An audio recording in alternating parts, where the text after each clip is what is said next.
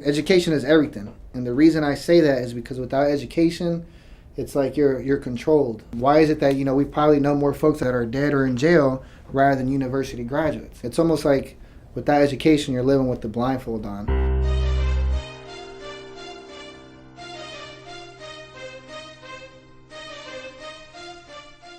My name is Luis Escobar, and I'm a counselor at City College of San Francisco. So my work usually consists of coordinating programs like the Puente program, Hermanos program, and also doing counseling, one-on-one counseling, helping students figure out what kind of classes to take, and at the same time helping them overcome any personal problems they may have in their education. I got involved in this work. It actually all started when I was at the community college. My first year at the college, I was completely lost, didn't have no idea what I was going to be doing in college, until I met a counselor myself who actually really believed, I guess, that I could do something with myself. I would say I was the first person that actually cared about what I was doing in school. So when I started noticing the change she had in my life, I figured that I also wanted to do the same kind of change for others, especially those from my community. So I was actually blessed enough that in the first year in community college, I was able to meet someone like that influenced my life so much, and just kind of took it on from there. Yes, I grew up in Bernal Heights, right up the hill from the Mission District. We used to live on Shotwell.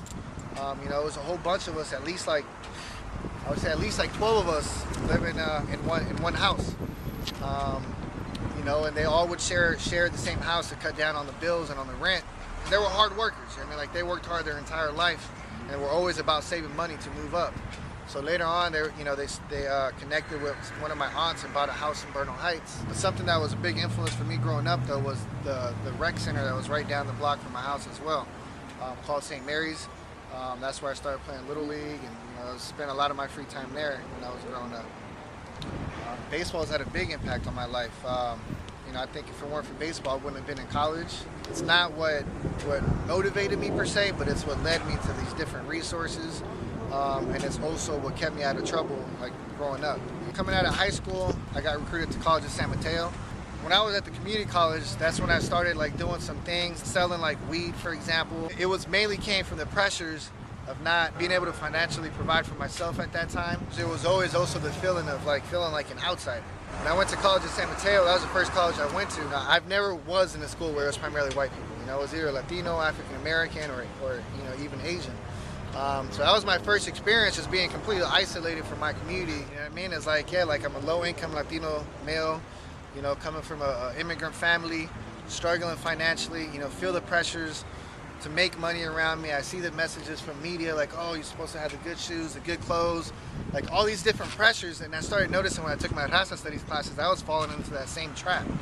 The Chicano walkouts in the 60s and the Latin Kings and Young Lords, those are all examples of youth that took a stand for something and actually achieved it.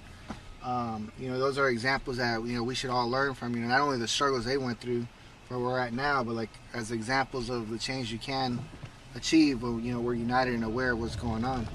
That's when I became aware of these different inequities. I started connecting why. Again, I knew more folks that were locked up or dead, and I knew folks that had a degree. It just teaches you about the different reasons as to why those outcomes occur for our community. That's actually, I think, when I started tripping on stuff growing up in the Mission, for example, you see all the corner stores in our neighborhood, but if you go somewhere like Marin, you don't see a corner store in their entire community. The reason I was getting into counseling was because I wanted to work with my community. Yeah, so I got a Associate of Arts in Liberal Studies at Contra Costa College, and then I got my Bachelor's in Psychology at San Francisco State. And then I got my master's in counseling at San Francisco State, and then I just got my doctorate in educational leadership at San Francisco State. I was already a college counselor. I met someone else from San Francisco State, Dr. Andrade. And again, when I first met him, this was somebody was wearing a white shirt, jeans, tennis shoes.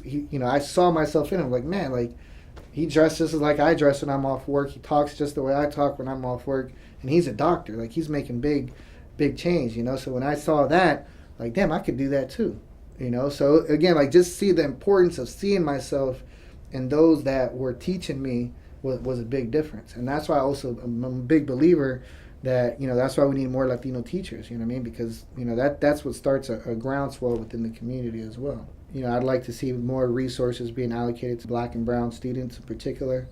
My main goal, my dream is to have a significant, long-lasting impact in the community. Most of my Latino and black people who are struggling to get food, clothes, and shelter in the hood are so concerned with that philosophizing about freedom and socialist democracy is usually, unfortunately, beyond their rationale. They don't realize that America can't exist without separating them from their identity.